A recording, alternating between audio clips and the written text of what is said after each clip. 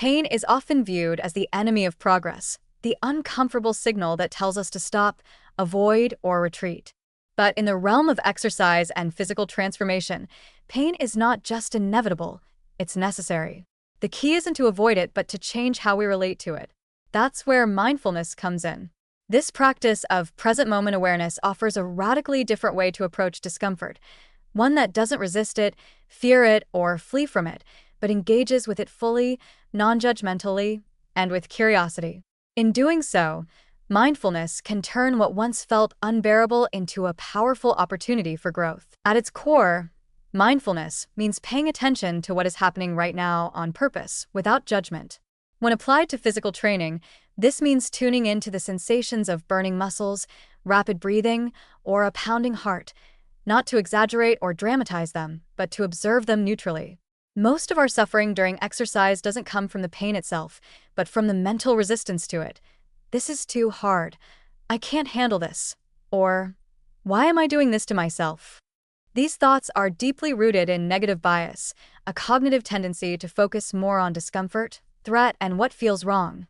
Mindfulness can disrupt this bias by anchoring attention to the raw, unfiltered experience, not the story around it. Scientific studies support this transformation.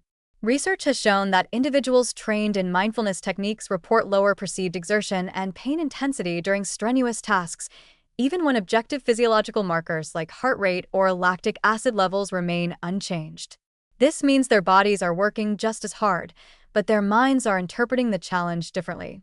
A 2020 study published in Frontiers in Psychology found that athletes with higher mindfulness scores demonstrated greater pain tolerance and emotional resilience, especially under pressure.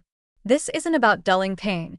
It's about deactivating the fear response that amplifies it. Mindfulness also enhances the ability to stay present during fatigue or challenge, rather than mentally escaping or catastrophizing. In a long-distance run, for instance, the non-mindful brain might jump ahead to the last painful miles or ruminate on how slow the pace feels. A mindful brain focuses on the foot striking the pavement, the rhythm of breath, or the coolness of air on skin. By breaking discomfort into small, digestible moments, mindfulness helps athletes dissolve the illusion of overwhelm. Instead of drowning in the totality of effort, you ride each moment like a wave. This shift in attention also opens the door to reframing pain as a sign of progress. Rather than associating soreness or breathlessness with suffering, mindfulness encourages an interpretation of those sensations as signals of adaptation, evidence that the body is changing, stretching, and becoming more capable. With regular practice, this neutral awareness can turn into something even more powerful: gratitude for challenge. Many seasoned athletes report experiencing intense presence or even joy in the middle of high-intensity efforts, not because they enjoy the pain, but because they've trained themselves to recognize it as meaningful. Mindfulness builds this capacity. Moreover, mindfulness strengthens the mind-body connection, which is essential for both safety and performance. By staying attuned to internal signals like form breakdown, joint discomfort, or emotional distress, mindful exercisers are more likely to adjust their movements appropriately and avoid injury. But just as importantly, this awareness helps distinguish productive discomfort from harmful pain, allowing for a more nuanced, intelligent approach to training. Over time, the repeated practice of observing and allowing discomfort without resistance creates psychological flexibility. You become someone who doesn't panic in the face of struggle, who doesn't instantly retreat from pressure.